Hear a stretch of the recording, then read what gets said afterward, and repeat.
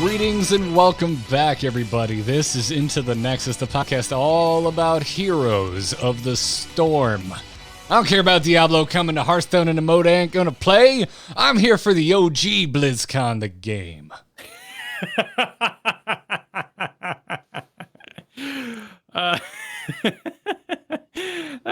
It was so delayed, but it was so extremely sad.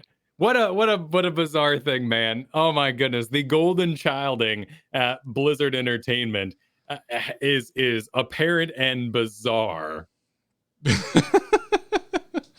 You know, they're dealing with some things over there.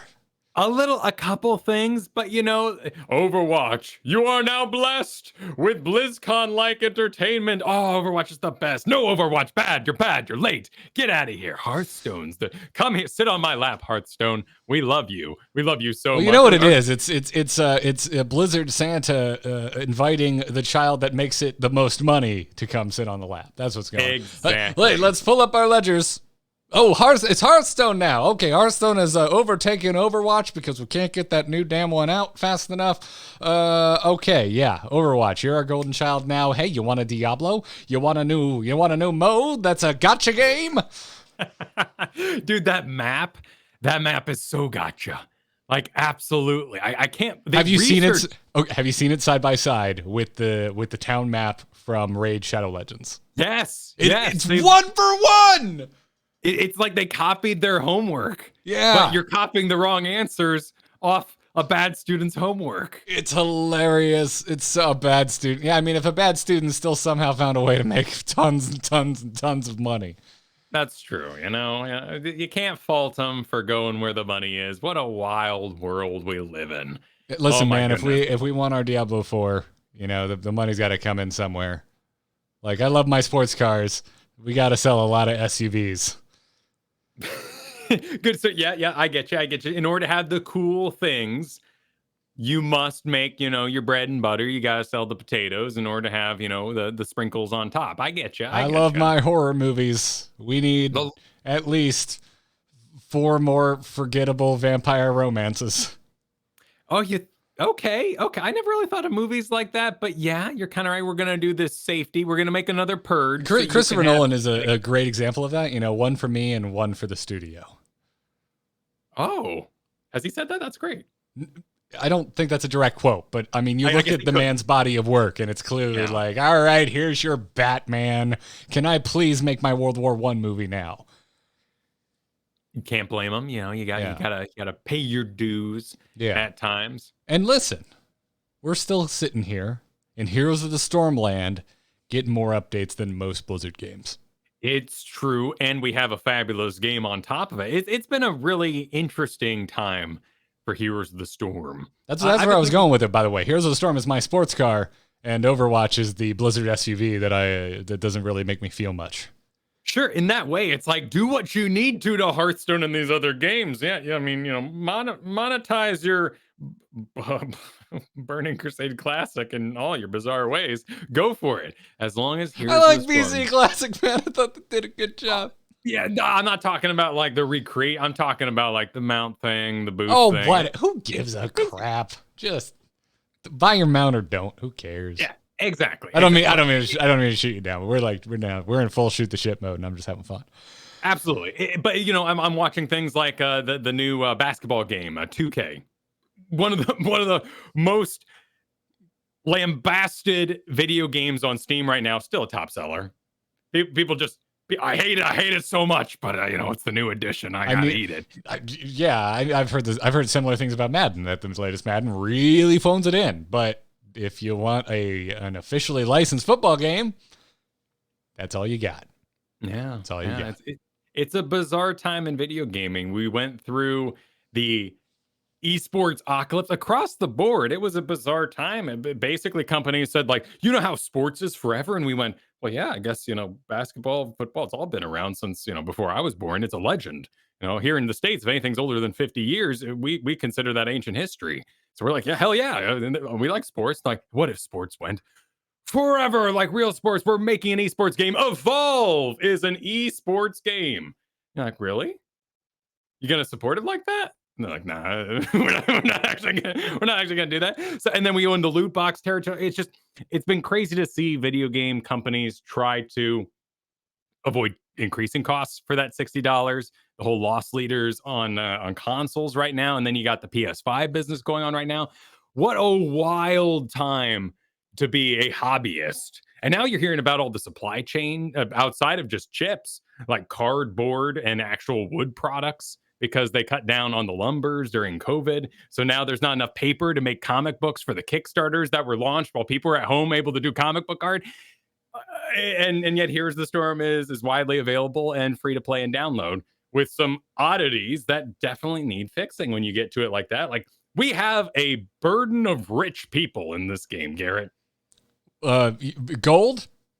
Yes, there are so many of us. Okay, I wasn't sure where you're going with that. I'm like, are you going to tell me like the trust fund kids are here and they're making our games hell? What's going on? If anything, we're the trust fund kids. Okay. My son is going to receive in my will my many piles of WoW gold that went untaxed overseas, and I'm a son. It's all yours. Do with it what you will. And he's like, well, Dad, but they never put out new mastery rings. What am I supposed to spend this on? Do what you will with my funds. Yes, you will it into being. Like, yeah. Has anyone hit a cap? There's got to be a hard cap, right? It's just like, if there is, it's probably one of those where, like, yeah, the 99999 kind of thing, where like the number can't be bigger. I doubt like there's an actual villainous cap on it, much like we see on mobile games where you can only earn so much gold a week, sort of thing. I just think there's probably a point where the system says I can't compute, and maybe someone's going to hit that out there.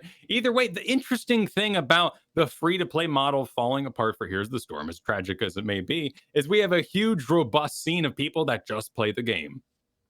And after years of gotcha mechanics, like you were talking about earlier, after years of FOMO mechanics, fear of missing out mechanics in World of Warcraft, where you might want to stay sub because you might miss it, but there's actually not a reason to keep playing right now because they'll catch you up later with some mechanic anyway when it comes to XP and gear, so you're actually going to miss out on cosmetics, blah, blah, blah.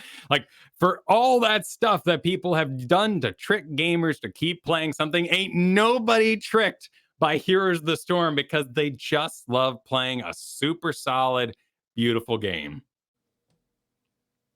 Imagine for a moment playing a video game because it brings you joy.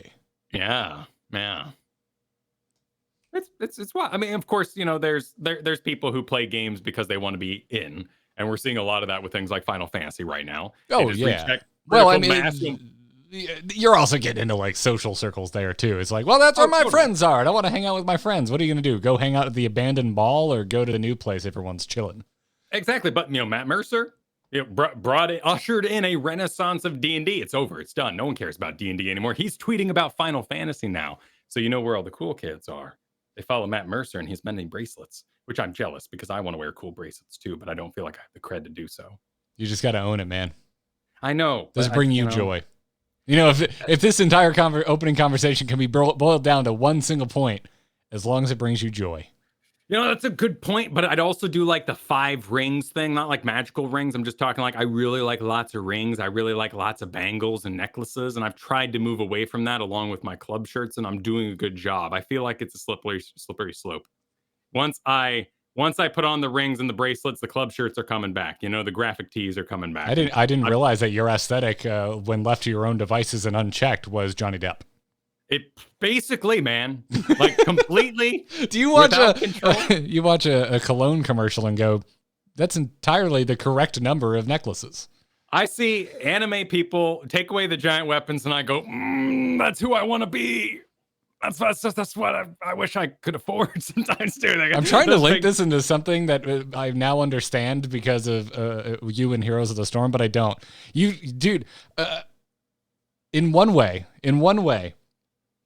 I think you competing in NGS has brought so much to the show. It's been so cool seeing you tap into a completely different side of the game and look at it from a very different perspective than you and I used to with any game we've covered in the past, including this one. In another way, it has ruined you as an aesthetic player. Yes, that is so true. I don't think of the heroes you play as something you identify with anymore. I think of you playing the heroes that you play because they get results. It's very, I have my outlets, and Nazebo being on top right now is absolutely my quick match hero, has been forever. It's really cool seeing him on top. I've been training my Mephisto. I'm aware of his counters. I have to pick it very carefully. I want to play like Ragnaros really, really badly, but he's just awful in the current meta that I'm in Diamond 1 Masters kind of area. There's a lot of Tychuses, and you don't want to walk in with a pile of health to Tychus. Armor's not going to do a thing for you, and you're not going to zoom out of there in reaction either. Like Hogger, ridiculous. You know, if I was up to my druthers, I'd be all about, you know, Malthiels and Diablos and just endless cool monster dudes. Mal'Ganis, it's weird. Weird clown man. However, Wait, you wanted Mal'Ganis. Oh, dude, his interpretation is well made for Heroes of the Storm. However, they embrace the more modern aesthetic of the clown demon more than it was the vampire demon, which was Warcraft 3. Warcraft 3 Dreadlords were way more giant hands vampires and kind of now it's very like I turned on the echo effect and I'm a big clown man. I don't understand where you're getting clown from, but you know, whatever. I don't always have to understand how your brain works. It's the make it, you know, it's not dark enough. You know, it's okay, man. It's okay. Like, you know, a little bit of mystery keeps the relationship, you know, exciting. It's fine.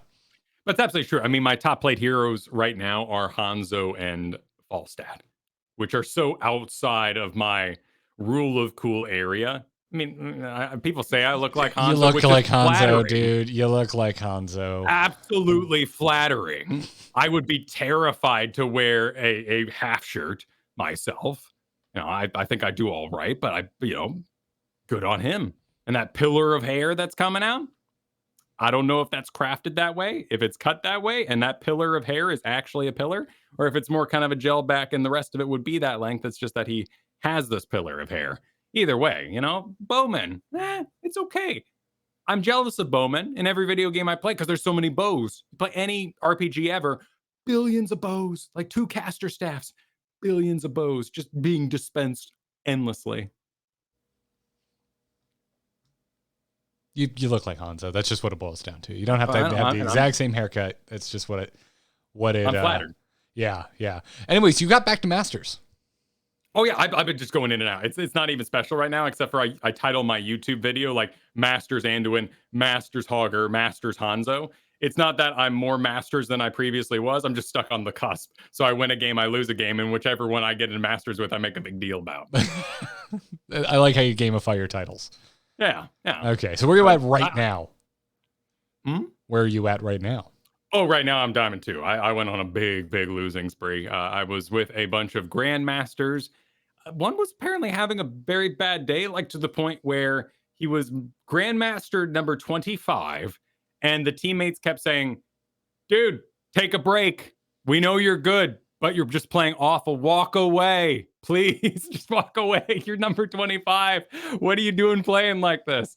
And I was in their game for 3 games in a row on their team, and they were just having a rough night, you know? Contributed a little bit to my 5-game losing spree that took me from Masters down. If you're like a minute amount above a 50% win rate, which is certainly what the matchmaker tries to accomplish in most competitive video games, losing one game more than you do typically, it takes so many games to make up that loss when you're kind of at that really close to 50% cusp. So like playing when you're angry, that's some risky stuff.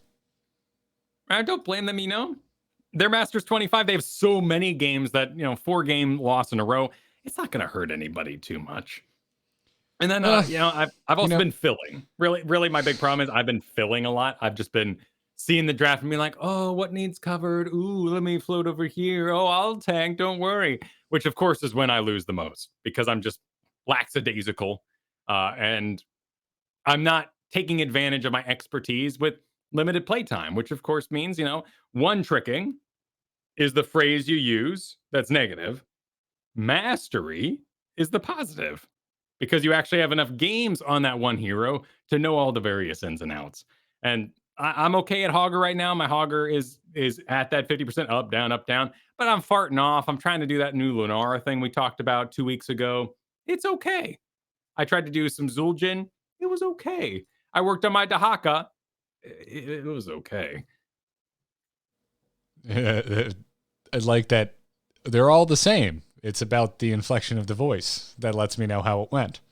Right. I need a mockery okay meter to really describe more of why my okay. I played with an amazing Dahaka this morning. Oh my god, dude! I think they're all the same. Friend. They're all the same Dahakas. It's just luck. I don't actually think there's any improvement between Dahakas.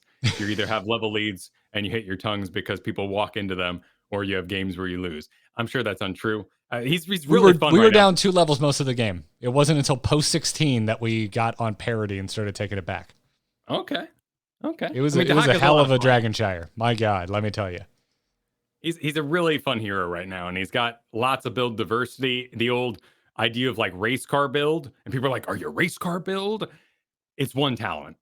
That entire build is one talent now, and you can vary that over to more of like a spell damage build or an aggressive build, just based on single talent picks, and the rest of it can all be pretty standard. So he's really fun. He's stupid powerful right now, and he's absolutely worth doing.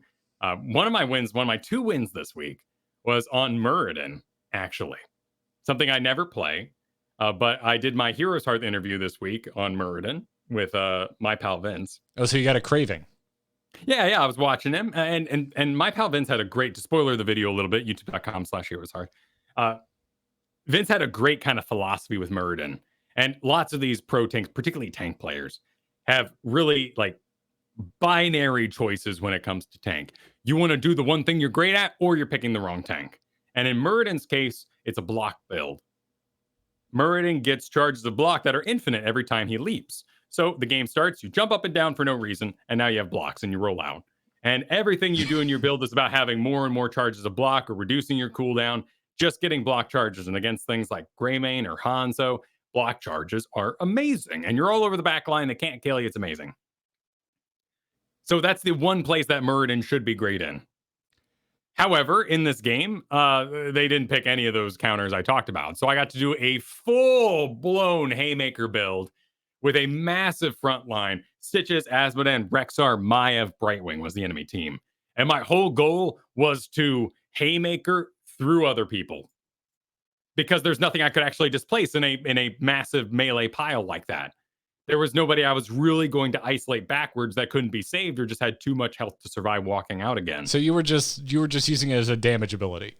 Right, because Haymaker deals damage, 319 damage, and knocking the target back. Hitting enemy heroes on the way deals 319 damage, so doubles that damage, knocking them aside.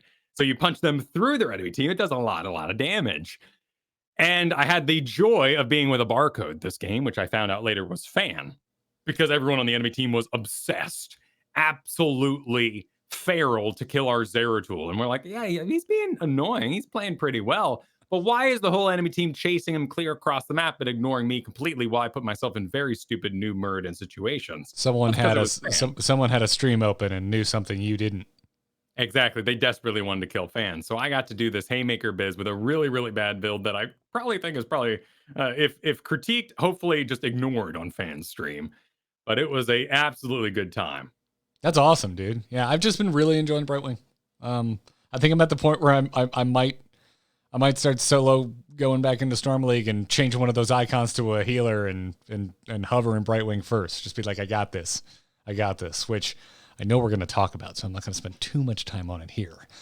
And as a matter of fact, with that in mind, let's keep moving along. Before we get into what's new this week in Heroes of the Storm, let's thank our patrons supporting us over at patreon.com/ITN. That's how you can support us. We are a completely independent show.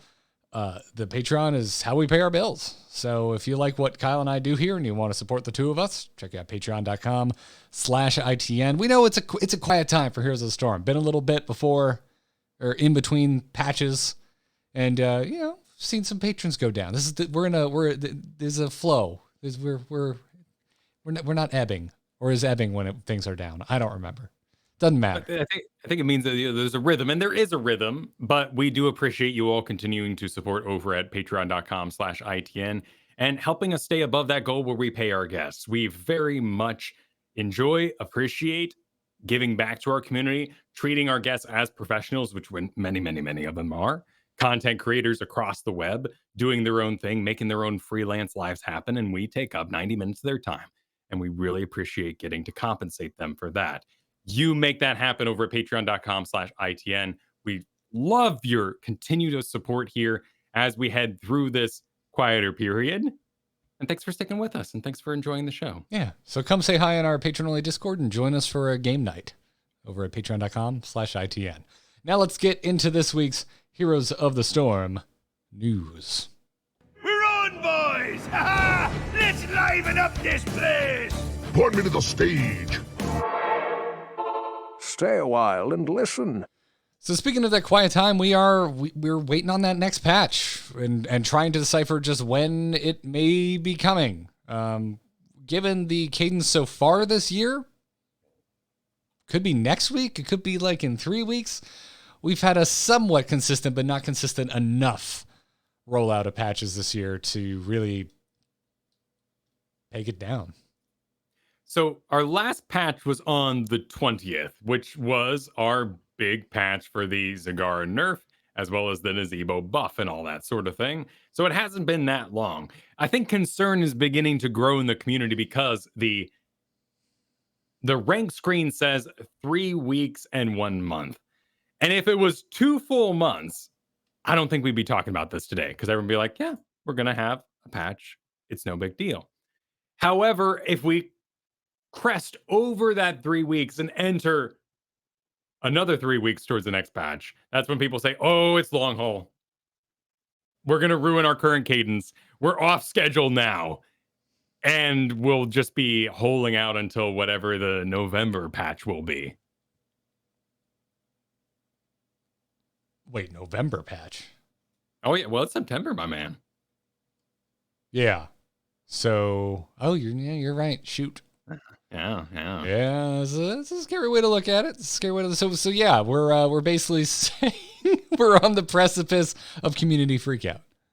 Exactly. If it doesn't come next week, there'll be a lot of energy about the week after that. And should that week be missed by a patch, I kind of see us going the long haul towards that full season reset. Now, some people, of course, are theorizing that there's going to be another season extension, which to me would say new hero 100% because it's not ready yet and all that sort of thing.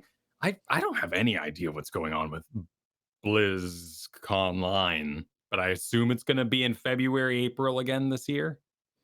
Yeah, I think they said that it was going to be in 2023 or 2022 when they officially canceled BlizzCon for this year. Yeah. Which would make sense because we had, BlizzConline in February. How are they gonna, and then think about it, now that we have like 2 heads of Blizzard, are they gonna like come out in ogre cosplay for the opening comments of BlizzCon? That'd be cool. I'd be all for it. Do they have a 1v1 on an ARAM map to decide who gets to do the opening ceremonies that year? I hope they do like a real small town local news kind of thing where it's like, back to you. Thank you. Back to you. And they kind of get mad at each other as it goes on and they really don't work well together. I just hope Ybarra brings some of that E3 Xbox cheese. Wait, was he responsible for that? I mean, I don't know. It's an E3 Microsoft presentation. They're always corny as hell. Yeah, they are. Through the generations. Doesn't matter who's running Xbox. Anyway, it's something I haven't thought about. But yeah. I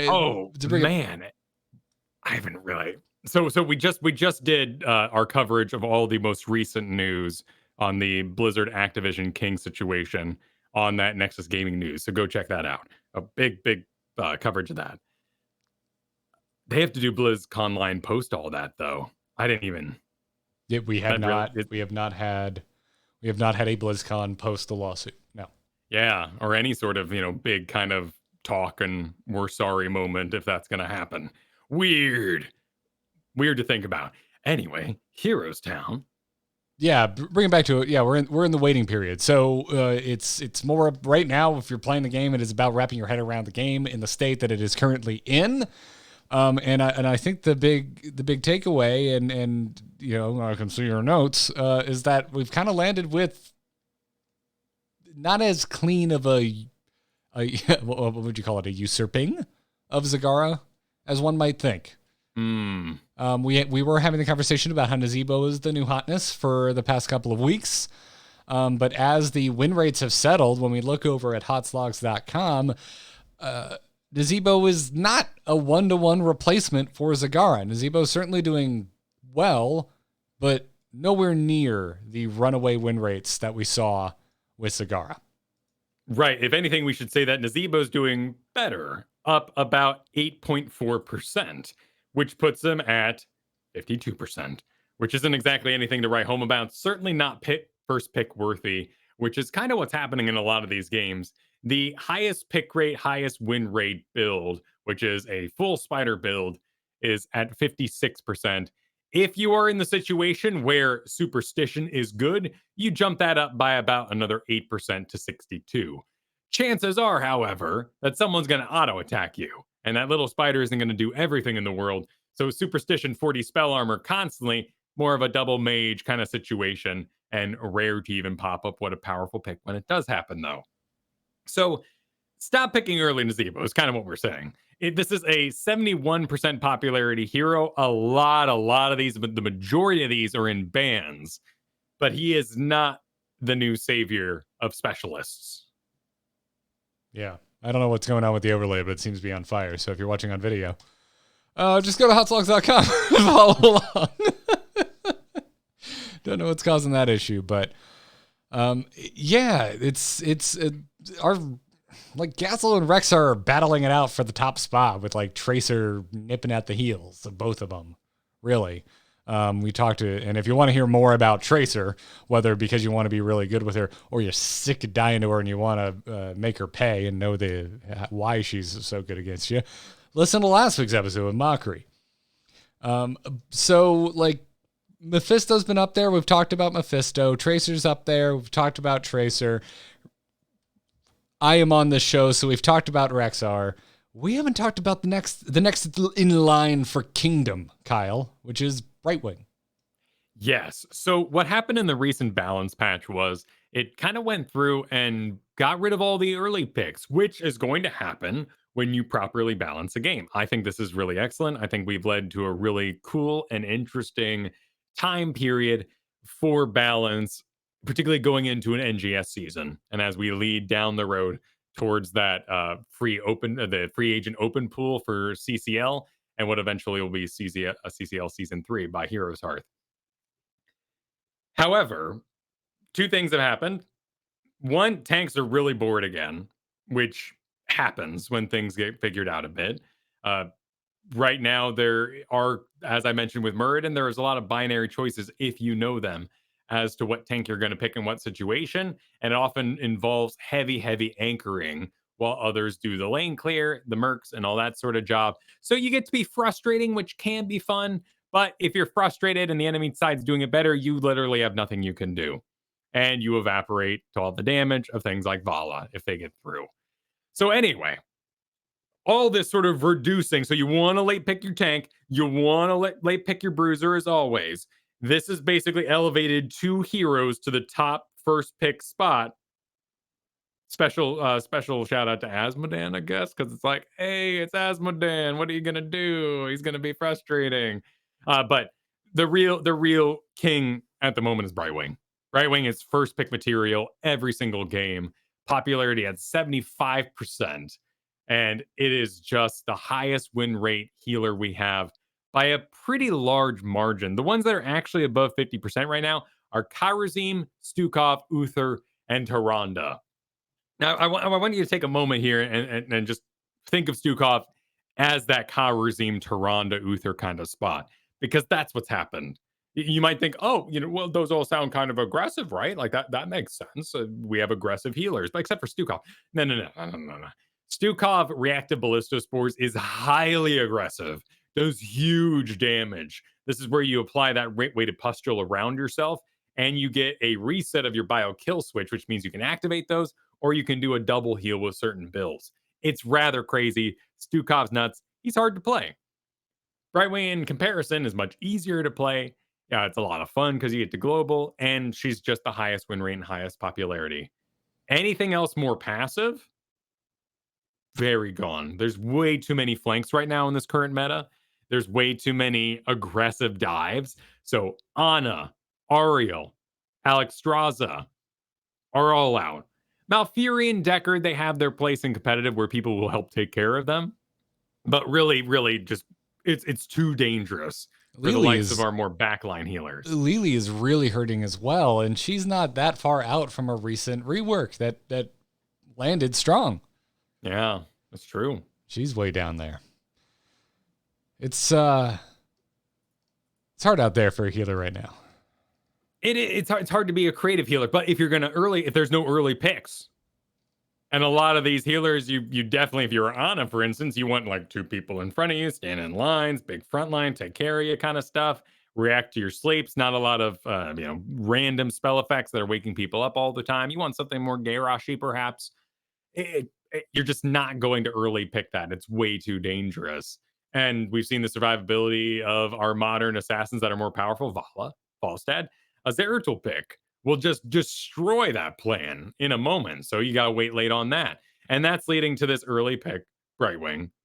And the other oddballs would be that Asmodan, Dahaka, and maybe a one-trick extreme like Tracer or Sammy, Lost Vikings, but those also have their counters.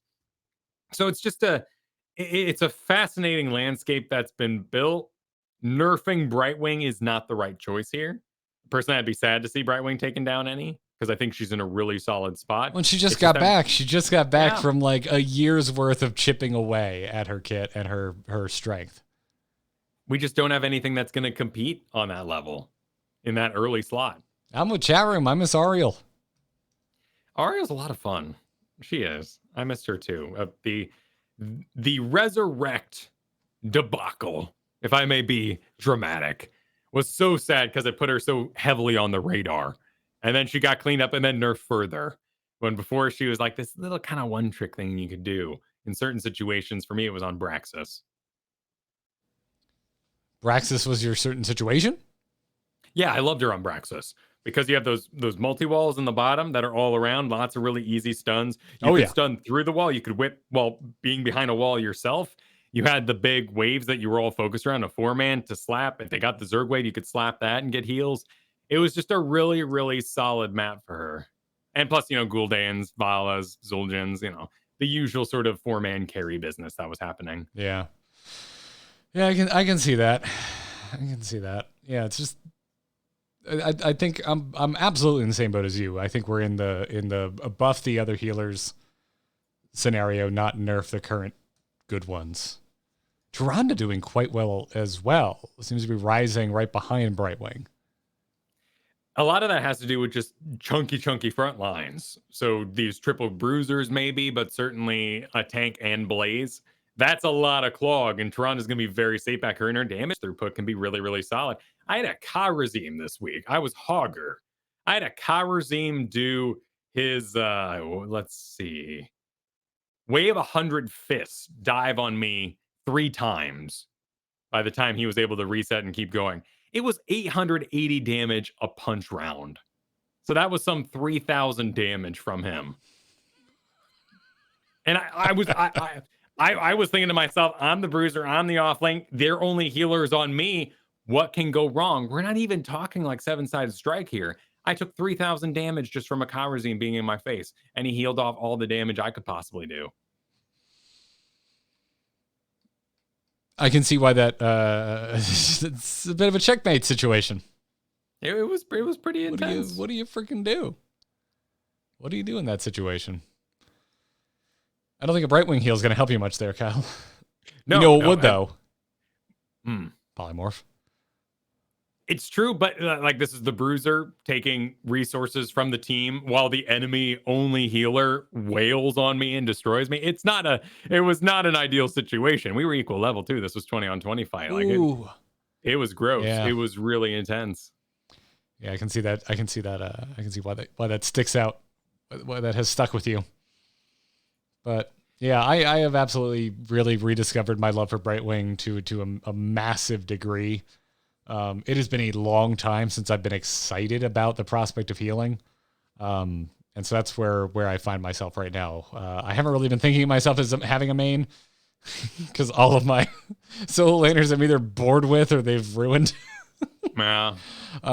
So if you were like, who's your main right now, Garrett? You got to choose, or I'm leaving the show forever. It'd be Brightwing. I think Brightwing's my main right now. I'm attempting to fall in love with that Dahaka.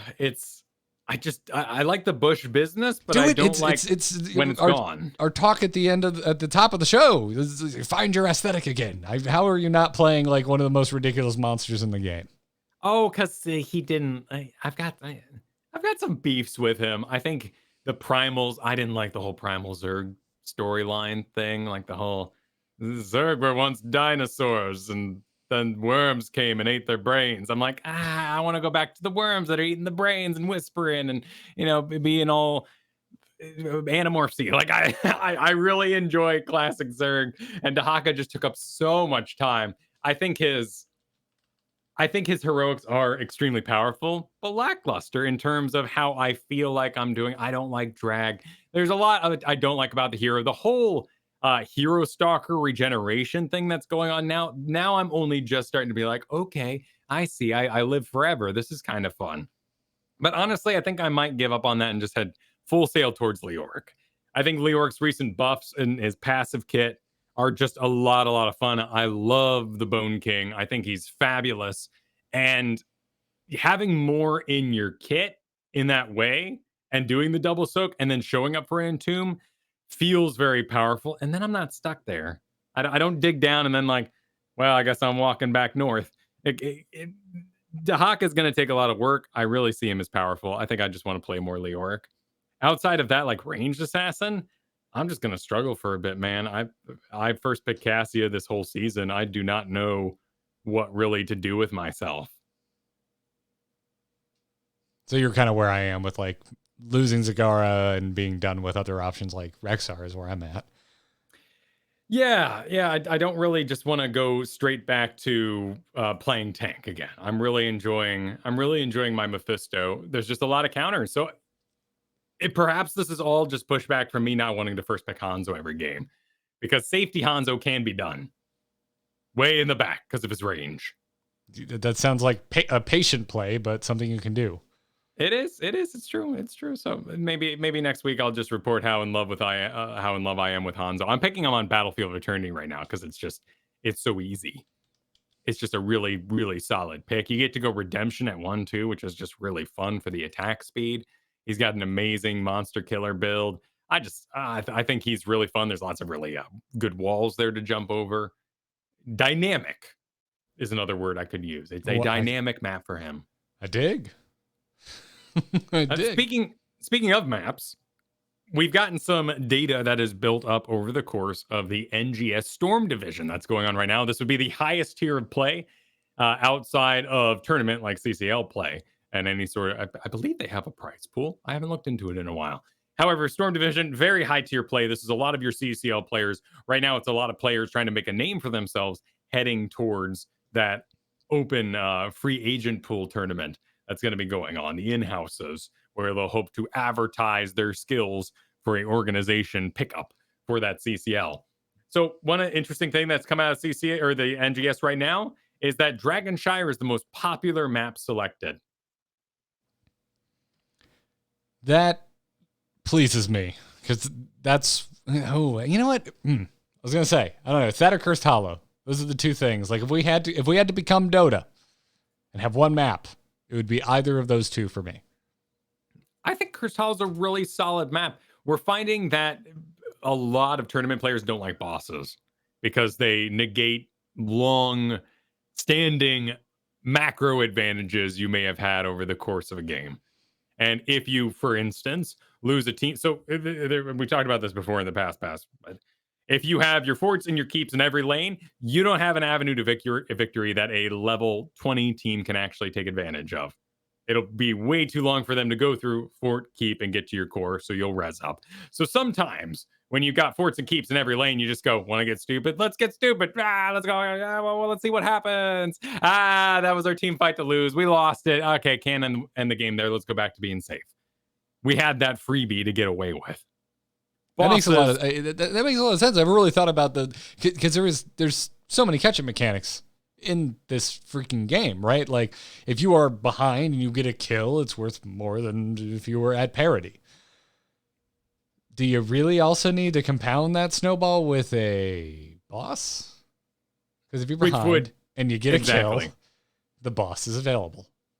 Right, you take the boss too, it gets through the fort, it now gets to that keep that would have been happening anyway, and then it goes core, and during that defense, there's a chance you might have gotten a pick off in the first place. So they tend to avoid boss maps. And in particular, they've avoided Sky Temple for a really long time. I know because it's frustrating, the superior macro team will win, and you often make very boring choices in the tournament play sort of style where, oh, no, don't do anything. We take one pad, we win. So all we got to do is just take one pad, and we continue to win. So Dragonshire is considered one of the more dynamic maps. There are opportunities in the Bermuda Triangle, the Triangle of Death, whatever you want to call it, there between middle and bottom for the tank to make some interesting plays. Granted, which of the three bushes will you stand in is the interesting play, but it's a more complicated sort of scenario, and controlling it feels more powerful for the team that's ahead. And getting that back is almost like a bottom lane Towers of Doom sort of thing. If you can get control of the Bermuda Triangle, you have control of the map. And how cool is that? Now you have control of invading their merc camps. And it just leads to a really non-entirely macro-based decision. It could be team fight decided. The double soak is a little too far out, so it's not a perfect double soak map. So you sometimes get really interesting duelers like Urel, who can double soak to an extent, but needs levels. You get more interesting top lanes, and then the globals get involved in the top lanes. Then you're sacrificing the global healer from the bottom or the global from the top. And there's just a lot of dynamics there that tournament players really, really dig. And I absolutely understand it. Well, it's good as a spectator as well, because it becomes a point of contention. It becomes a brawl pit for entirely player invented reasons. There's not an objective happening there that is a constant call to action to come fight here, like so many objectives end up being on basically every freaking battleground. So this is just, I don't know, that to me always lends an air of interest and intrigue to competitive play. Second place would be Battlefield of Eternity. And from what I've gathered from hanging out with Cavalier guests, this is because you actually get to pick different things. Leemings, Hanzos to an extent, but you can early pick burn characters like Greymane without having to worry about their counter picks, because you can counter those counter picks later, or you can just say, play safe, bro, like I was talking about with Hanzo. And regardless of what they pick, you're just going to play differently. So that fundamentally changes the draft there. And third place, Infernal Shrines. I think it's because we all just love Infernal Shrines. It's a great map. It's just fun. But it does have some double soak potential. Other heroes are empowered there. Anything else, Cursed Hollow would be behind that, but the top three are what we like to talk about. Anything else is kind of in the one pick, like single picks for team. Maybe a pocket strategy they have. There's nothing there that surprises me. Really. What won't surprise you either is the most played heroes in the Storm Division, which are Stukov, Brightwing, and Dahaka. Stukov could if I hadn't been paying attention. Right. Stukov is a powerful... it's a powerful healer, sure, but it has this reactive ballista spores business. So what we're also seeing is Stukov picks that are sometimes front lines, sometimes tanks, sometimes bruisers, sometimes backline healers. It's just Stukov early pick and tournament play is very, very versatile. Yeah. I mean, maybe the same could be said for Dahaka. Like, I don't think of Stukov and Dahaka as constant fixtures in my at-home game. Yeah. At least not where I am in the land of mere mortals in the Platte region. I think we're going to see an outbreak of Dahakaing. You think we're heading towards a Dahaka apocalypse? Yeah, the Hakacalypse absolutely on the horizon. Listen, dude. I love good Dahaka players. I really do. I'm afraid of them, but I also like having the chance of fighting alongside them. So bring it. Also, my God, with me just on Brightwing right now, having another global hero on my team, you can get real nutty with like how long you stay places and showing up somewhere they don't expect you because the Haka suddenly showed up there. But the team is so you can do so many cool things. It's great. It's great. true. But who's the highest win rate heroes in NGS? Well, again, if you've been paying attention, this won't really shock you, but Junkrat is number 1. Damn it. I know. I do not like him. No. I do not like that hero. The only person enjoying Junkrat is Junkrat. That's not true. His whole team probably enjoys it. He's such a massive amount of control. He is tons of sight. He is zoning. He is ruining engagements constantly with his trap build, his bombs, his ults. They're all just really, really solid. And it doesn't take much to keep him safe from an investment on the team. Even then, when he goes down, he's still got trouble because those bombs come out. So Junkrat absolutely deserves this highest win rate spot. Luckily, he's not a highly played hero because he can be so specialized. Beyond him is May and Brightwing. So Brightwing being the only one that goes in most played and highest win rate. And aligns with what we see in our home games on Hot Logs. The lowest win rate heroes are a blast from 3 months past. Vala, Lucio, and Blaze. Wait, 3 months? Has it been that long already? Oh, yeah. I mean, from Vala, yes. Blaze? I thought Blaze was like a month after Vala. You know, I'll check it out. Yeah. But Blaze listen, time has compressed, especially in the last couple of years. I'm just trying to make sure I haven't lost more time.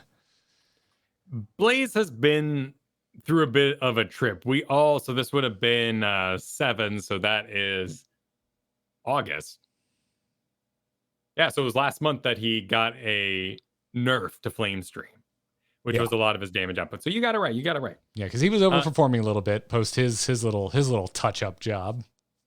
And then you had the Lucio high 5 reduction that happened in that same exact patch. So more of the reign of Vala was slowly reined in comparison. Lucio, Blaze are more recent nerfs. But these are heroes that were extremely powerful, and certainly going into the NGS Storm Division season here would have been heavy on your mind, heavy on your practice time too. So they hit the ground running and tripped. Now I aired my grievances with Junkrat last week, but is there any one specific thing with Junkrat that really sticks out to you as a problem? Because chat rooms want to know what's wrong with Junkrat. It's the control, the fact that it can be expensive for Lunara, maybe even in a macro sense. One, you've got Lunara, which isn't awful. Lunara's on her way up. She has a really nice build that's counteracting her lack of burst, so she's on her way up. But managing the Wisp can be destroyed. It's a lot easier, and you're going to find it on your way to a boss. Junkrat has huge poke, but his current build allows him to create a trap and get 2 of them to zone an area and constantly keep eyes on a boss. And there are some things like Abathur mines that have extremely limited sight, or more the sight is after someone walks over them already. Junkrat can keep an eye on many of the different parts of the map, ruin rotations with his poke, with his traps, and his ults are just really, really good. So there's nothing you're giving up outside of having a Junkrat, which just takes a lot of work to manage because he's a very particular hero.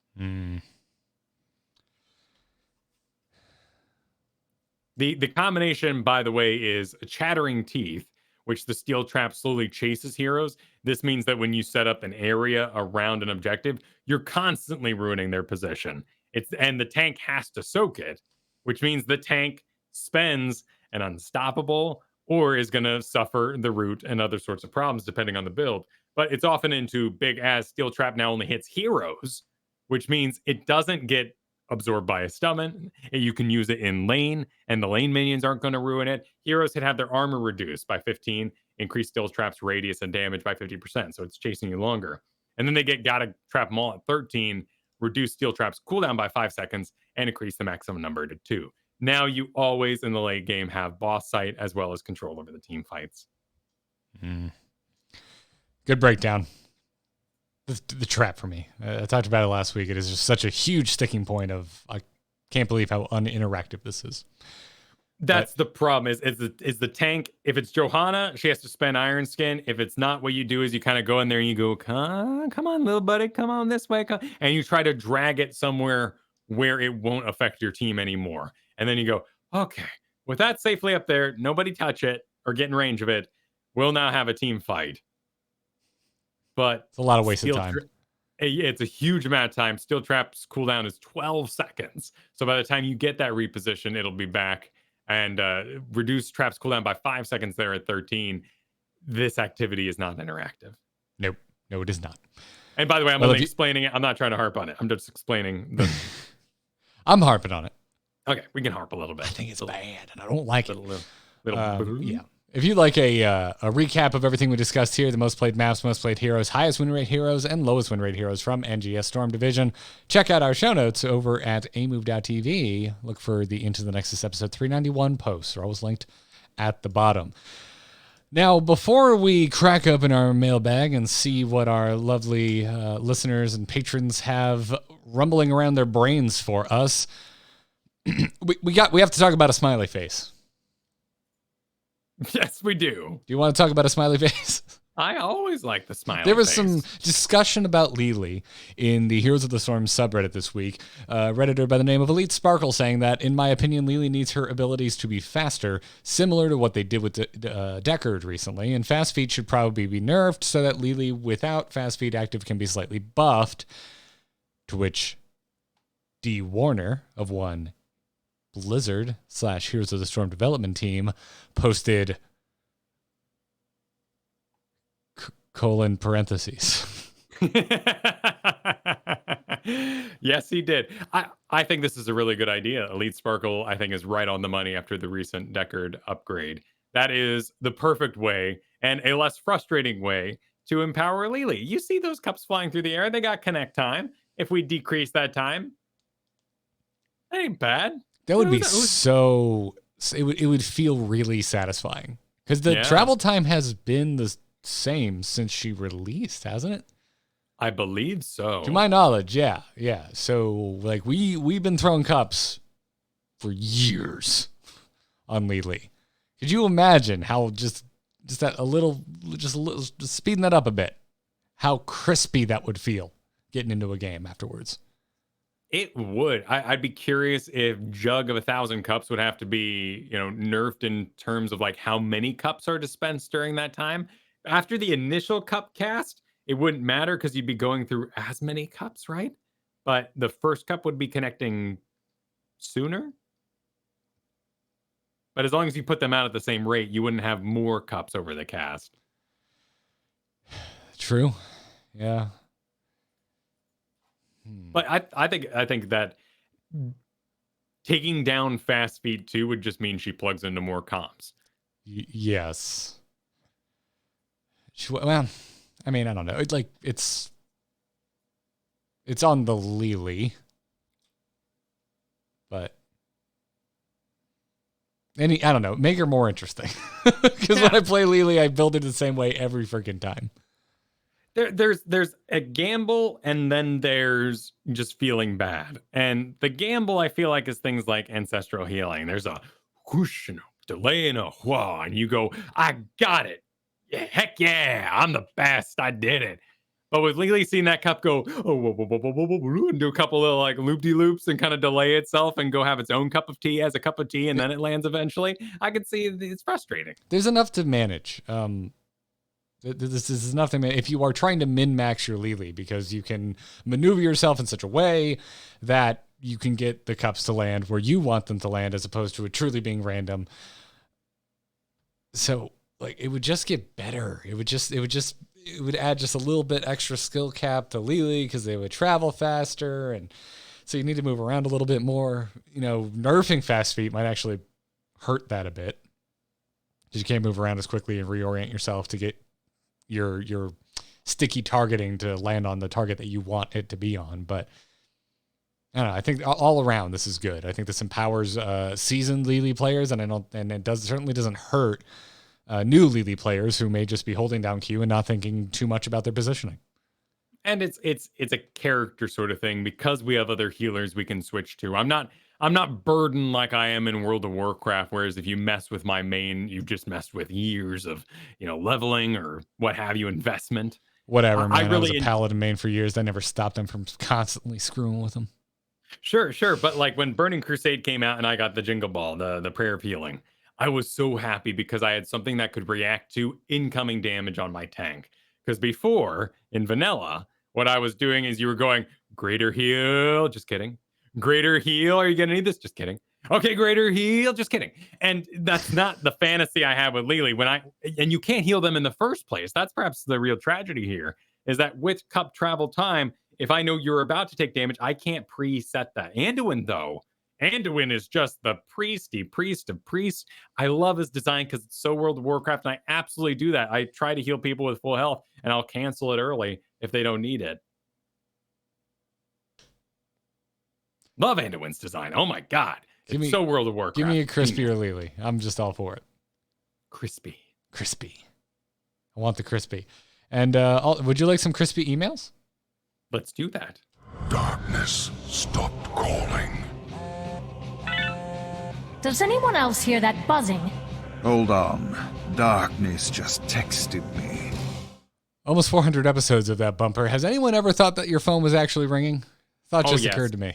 Yeah, no, I felt bad about it for years now, but it's kind of like, what are you gonna? We might. If you message us and it has messed with you, well, I guess we'll work on it. It's not what I was teeing you up for. I just wanted to know. I just want to know if you're out there and you actually sometimes you check your phone when listening to that bumper. Write in itncast@gmail.com, which is where we got today's emails from. I remember I was on the L, what is the subway in Chicago, when I first started this show. Even I was still living in Chicago, and the film sack by Scott Johnson would have trope alert, and it would scare the heck out of me. Oh, that yeah, klaxon. Ooh. Oh, it's still just like, oh, it gets me. Is the L? Is that what Ra's al Ghul died on in Dark Knight Rises or Batman Begins? Yeah, where Batman like flips around and kicks out a window, and they're like taking the water destroying machine on. That is the L. 100%. And when they're like, it's clean, it's beautiful, and his dad's like, son, the Wayne family, and then they're like, oh, it's all disgusting, blood, gossip falling. That's what it looked like all the time. That was a nice version of the train. And he's like, the people here are weird. That's the people you rode with. It's just what happened. Everyone kept to themselves. It's good stuff. Anyways, write in itncast@gmail.com. Or if you're a patron, you can write us in the Discord or on Patreon itself, which is what Rafano did. Rafano messaged us on Patreon and has a bunch of suggested changes to Zagara. And Rafano wants us to give us, is it sexy, is it broken? Wants us to do it. Yeah, there were a lot of suggestions here, and I highlighted two in particular because there's a lot here. It's quite a lot here. But Rafano writes, from last week's show, the, quote, disheartening and somewhat, quote, sullen feels on Zag. I come from a StarCraft, Brood War, StarCraft 2 background, exclusively Zerg player since Brood War, and recently replayed Zagara in co-op. I had some thoughts about the fantasy of Zagara as a swarmy summoner to run past you. And the first one that Rafano wrote in here that I want to highlight is that Rafano is suggesting that Zagara does not hearth, that within the Halls of Storms is a permanent Nidus Network entrance. There's an actual asset for a Nidus Network in StarCraft 2. Upon pressing B on the battlefield, Zagara will summon a Nidus Worm, which you can channel and enter, then pop out within the Hall of Storms. The worm remains on the battlefield for a set time. It also has health, and Zag can then re-enter the Nidus entrance and pop back out of the summoned worm on the battlefield. I'm adding this from whence she came. So it's essentially like a single trait Nidus. Yeah. And it can be killed. It's got health, but it's also on a timer, so it's not to just like sit there indefinitely. So this ties directly into point number 2 then, because if Nidus is free, then we don't need it as an alt. Well, I would make an argument with that with this one in a vacuum as it is. You could still have Nidus that adds more charges. So you get the Nidus network from the beginning. But you can only do a point A to the Hall of Storms. And from the Hall of Storms back to the point you created. So it's a flavorful hearth. Yes. Well, you get to skip the trip back as long as the Nidus doesn't get killed. But you don't get... Yeah. Rafrano is not suggesting 4 Niduses, just 1. Mm. You get to make 1 Nidus and it only goes to the Hall of Storms. And as long as no one kills it, you can then go back from the Hall of Storms to where you put your Nidus. Wasn't the original intent of Nidus, though, healing you in the first place so you didn't have to do tomfoolery of jumping out at the Hall of Storms or setting one up back there? Because that's what we used to do back in the day. Wait, never mind. You're absolutely right. So for getting rid of that, although again, that would be more. That's why I'm not conjoining this with the second one, which I do want to talk about.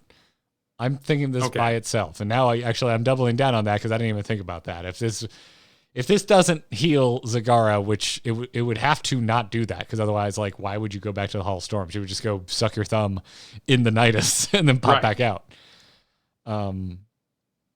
Yeah. So if this doesn't heal you and all it does is bring you back to the Hall of Storms, then keep Nidus in the game as is. Gain X amount of more charges of Nidus, and Nidus now heals you while you're in it. And plus, it adds on essentially the battle momentum, which is the cooldown reduction that you get with Nidus as well. There's also that, which is a huge feature of Nidus.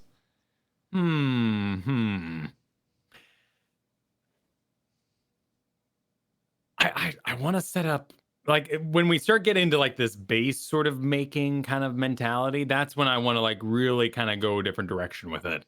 Because I want to make a nest, I want to go maybe to my fort and spray it like you did in Warcraft 3 and get those eggs pumping. I'd love to set up a little area. You get some creep going, you get some little eggs going, and they're gonna hatch eventually. And I'm assuming you meant StarCraft 2. What'd I say? Warcraft 3.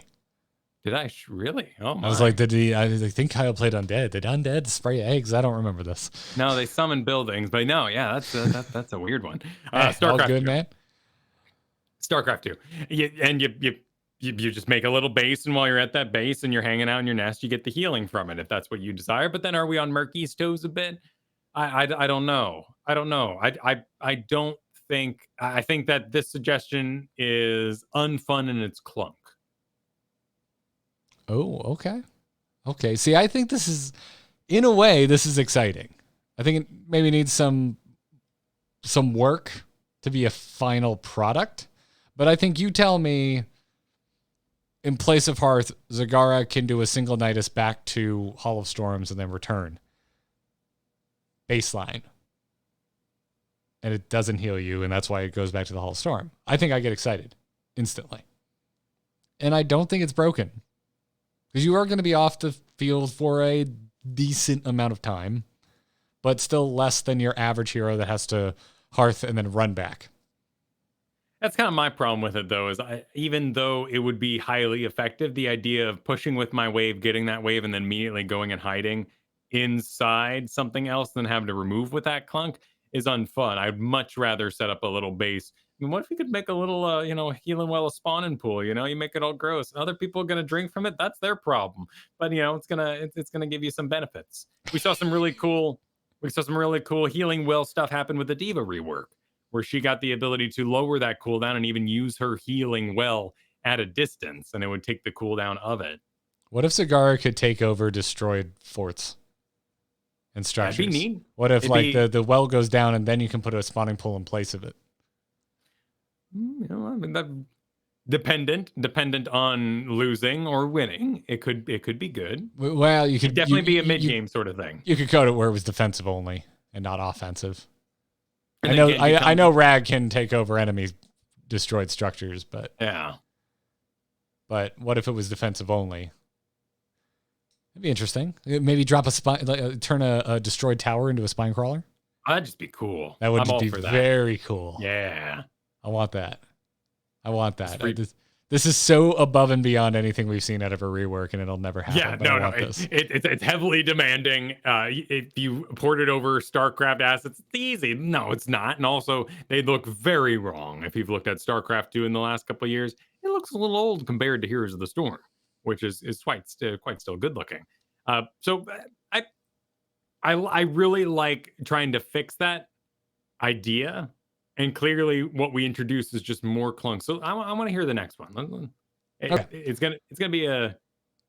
This is still Nidus related, but the suggestion is remove Nidus Worm as an ult, make Nidus Network a baseline trait that automatically becomes available at level 13.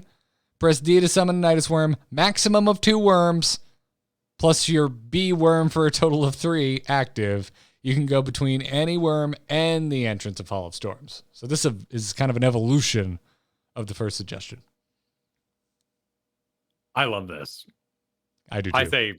I think it's a 2 out of 2. Let's do it.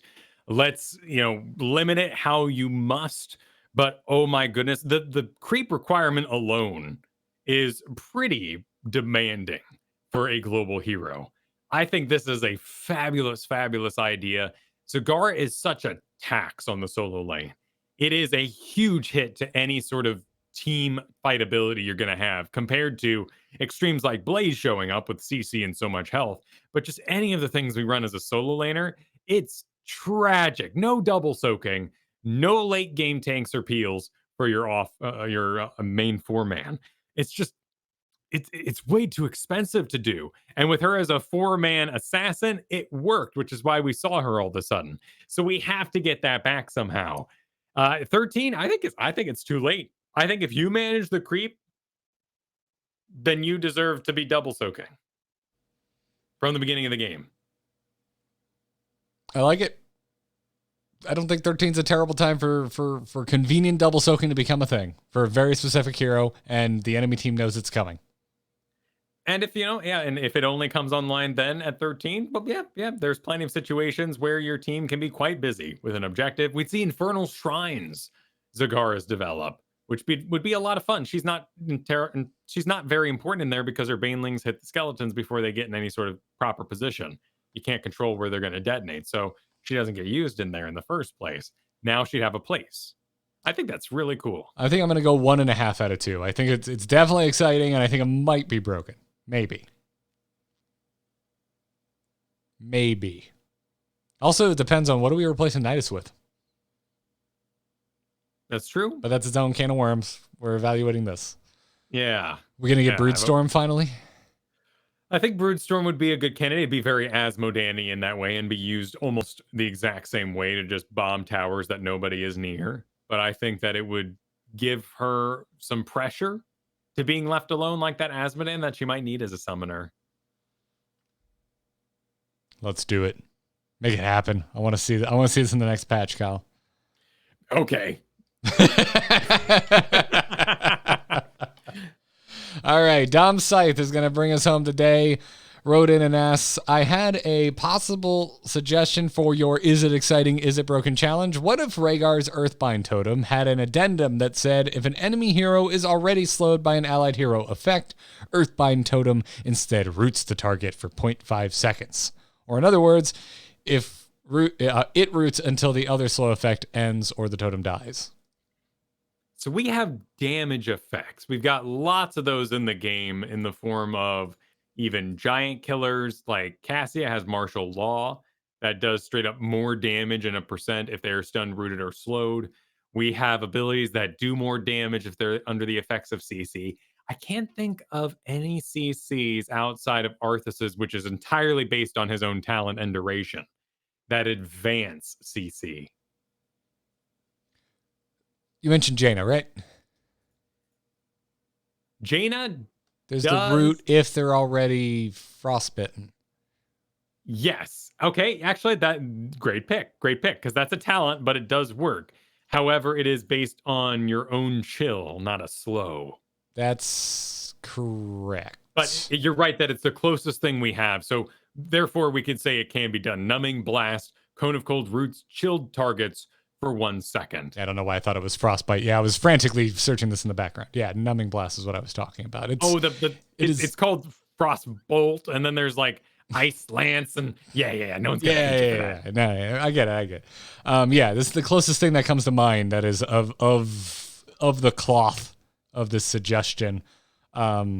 Heck, I even say just like whatever the amount of time is, whether it's a quarter second, half second, whatever it is, like just make it that, and don't like if it triggers it triggers. Don't make the duration dependent on the duration of the other slow, because that just gets confusing. I think for all parties.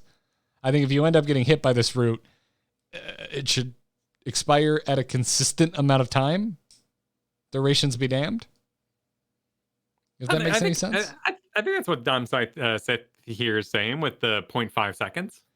Well, said in other words, it roots until the other slow effect ends or totem dies. Oh yeah, no. Just that's I'm like no. Just make it a quarter second or a half second route and just like stick with it. Because otherwise it's just gonna be kind of confusing. It's gonna be hard for your team to like get skill shots lined up correctly because the timing is gonna be irregular, and also for people who are on the receiving end of this to know when they can. I mean, they're probably gonna be frantically clicking to get away anyway, but. You want a consistent behavior here is all. I don't think this is broken. I think it is on the cusp. I think it's on the bubble of exciting. I think it's a little subtle. I agree. I think that a route, having gone through the Gladiator's Medallion, we learned just how sad roots can be compared to stuns in many ways. But so Greymane's Executioner, a level 16 talent, attacking heroes that are slowed, rooted, or stunned increases basic attack damage by 30% for 3 seconds. So when this was originally put out in the style, I remember we all got really excited about Arthas. But Arthas is still a rather big burden to put in your draft, and very, very particular in how he works, and is not by any means universal. I think that Rhaegar is kind of in that Arthas spot. I think this is very healthy. I think if you gave Rhaegar a reason to be drafted, it could get really cool. It's going to get a little weird. You know, you have like Tassadar doing slow beams, and that could maybe cause an outbreak of Tassadar Rhaegar. But we also have Malfurion putting people to sleep at the end of roots. Like, is there really any trouble attaching a root to something when Malfurion's getting a full-blown guaranteed stun duration and possibly more? I'm into that.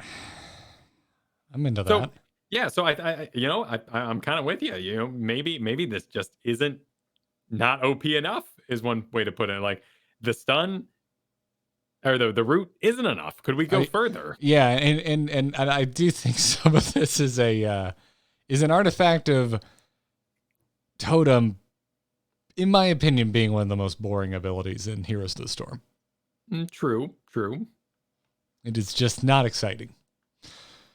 This would make it more exciting, but it's taking something that I think is already fighting an uphill battle to capture interest, and just making it slightly better. I agree. So yeah, maybe it could be pushed further. What are you thinking? You had a thought. Yeah. So there's one reason there used to be to take Rhaegar, which is Colossal Totem. So there's a whole totem build. Increase the area and range of Earthbind Totem by 50% and reactivate it to move the existing totem to a new location. Then you could do things like Grounded Totem at 7, increase the health of Earthbind Totem by 100%. Enemy heroes who are slowed by Earth Totem have their attack speed slowed by 40%. So Rhaegar briefly was used as a Zul'jin counter. And the initial slow of 90% at level 16 could help you to counteract a Zul'jin, particularly with that attack speed slow and all that. But Voodoo Shuffle removes slows and roots on Zul'jin at 4. So Plus, I think we're entering single hero counter town. Exactly, but I'm just saying like Rhaegar has so few places to plug in that now one of his few plug-in moments is already countered with Voodoo Shuffle because it's roots and slows. So it doesn't help one of his strongest applications. Exactly, which is dealing with auto attacks when you're going to do the non-standard lightning build. Gotcha. So I think you might have to go full stun. I think Rhaegar might just need a rework. I'd love a mini stun. I really would. like center radius. If you landed on a hero, they just get stunned. Like a Johanna mini stun, but without the pull, like you're trying to walk through the stun, you're already slowed, so you're getting a little pulse of it. Whoa, yo, whoa. You know what I'm saying? Like if you have another slow effect on you, you're receiving this mini stun. Okay. Sure, it would do a lot of interrupts. It would be great for countering certain heroics like Nazebo's Ravenous Spirit, but someone else would still have to apply that slow in addition to you. That's where we get to it's OP. It's fun, and it's not exactly OP, but it certainly seems like it. Certainly sounds like it, yeah. But I'm more, I'm a little more on board for that. That'd be interesting, yeah, because the mini stun, like we're used to it, like bunny hop, right? Like you're running away and you're like, damn it, and then you start moving again. You're like, damn it.